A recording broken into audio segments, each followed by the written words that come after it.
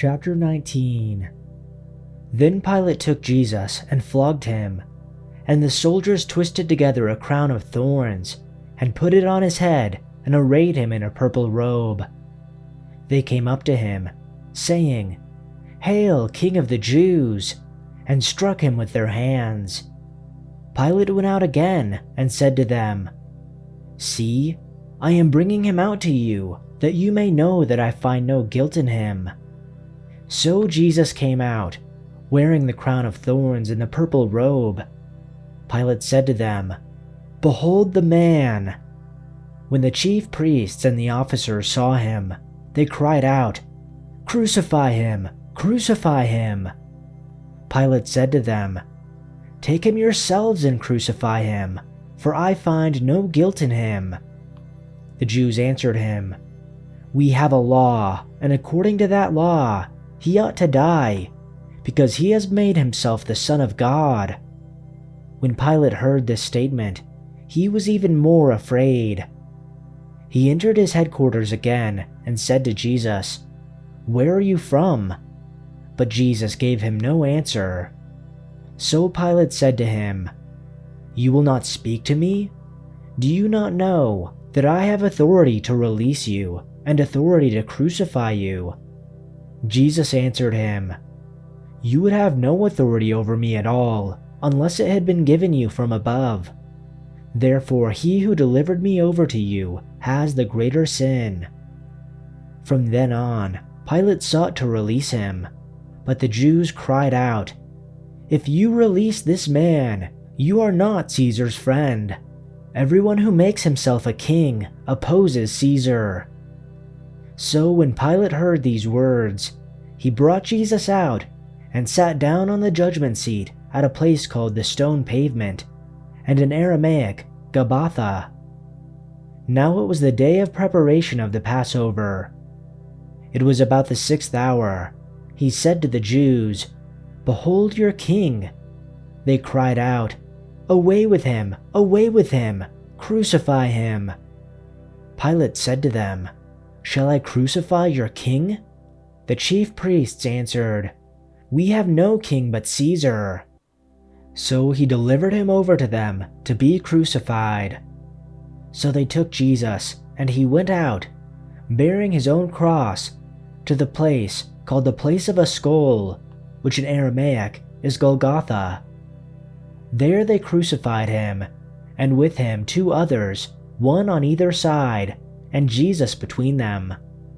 Pilate also wrote an inscription and put it on the cross. It read, "Jesus of Nazareth, the King of the Jews."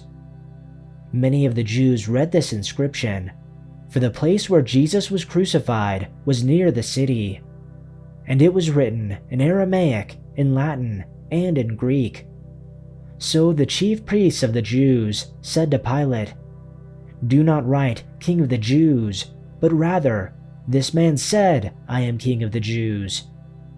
Pilate answered, "What I have written, I have written." When the soldiers crucified Jesus, they took his clothes, dividing them into 4 shares, one for each of them, with the undergarment remaining. This garment was seamless, woven in one piece from top to bottom. "Let's not tear it," they said to one another. "Let's decide by lot who will get it." This happened that the scriptures might be fulfilled that said, "They divided my clothes among them, and cast lots for my garment." So this is what the soldiers did. Near the cross of Jesus stood his mother's sister, Mary the wife of Clopas, and Mary Magdalene. When Jesus saw his mother there, and the disciple whom he loved standing nearby, he said to her, "Woman, here is your son," and to the disciple, "Here is your mother." From that time on, the disciple took her into his home. Later, knowing that everything had now been finished, and so that the scripture would be fulfilled, Jesus said, "I am thirsty." A jar of wine vinegar was there, so they soaked a sponge in it, put the sponge on a stalk of the hyssop plant, and lifted it to Jesus' lips. When he had received this drink, Jesus said, "It is finished." With that, he bowed his head and gave up his spirit. Now it was the day of preparation, and the next day was to be a special Sabbath. Because the Jewish leaders did not want the bodies left on the cross during the Sabbath, they asked Pilate to have the legs broken and the bodies taken down. The soldiers therefore came and broke the legs of the first man who had been crucified with Jesus, and then those of the other. But when they came to Jesus and found that he was already dead, they did not break his legs. Instead, one of the soldiers pierced Jesus' side with a spear, bringing a sudden flow of blood and water. The man who saw it has given testimony, and his testimony is true. He knows that he tells the truth, and he testifies so that you also may believe. These things happened so that the scripture will be fulfilled. Not one of his bones will be broken. And, as another scripture says, they will look on the one they have pierced. Later, Joseph of Arimathea asked Pilate for the body of Jesus. Now Joseph was a disciple of Jesus, but secretly because he feared the Jewish leaders. With Pilate's permission, he came and took the body away. He was accompanied by Nicodemus, the man who earlier had visited Jesus at night. Nicodemus brought a mixture of myrrh and aloes, about 75 pounds. Taking Jesus' body, the two of them wrapped it, with the spices, in strips of linen. This was in accordance with Jewish burial customs.